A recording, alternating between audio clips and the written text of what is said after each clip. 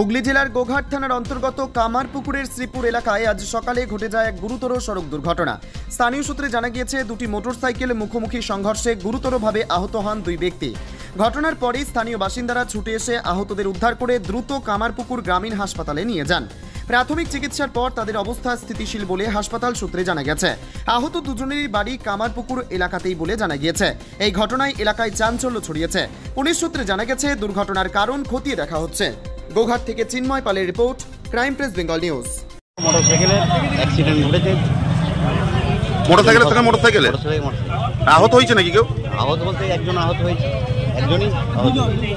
তিনজন আহত হয়েছে, তার তিনজনকে হসপিটাল নিয়ে চলে গেছে। কি কারণে অ্যাক্সিডেন্ট বলে মনে করছেন?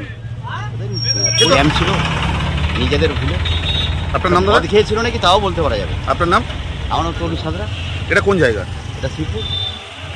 তোমার আমার সকলেরই একটাই পছন্দ, মাদার্স চয়েস।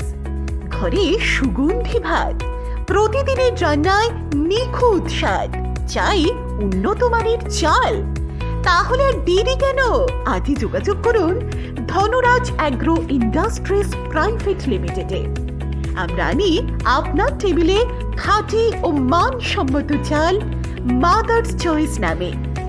একবার ব্যবহার করুন, আর ফিরে তাকাতে হবে না। বিশ্বাসে গড়া গুণগত মানে সেরা মাদার্স চয়েস। মা যেমন চান, চাল তেমনই। যোগাযোগের জন্য এখনই কল করুন 8509752023 এই নম্বরে। মাদার্স চয়েস শুধুই সেরা নয়, সবার প্রথম পছন্দ।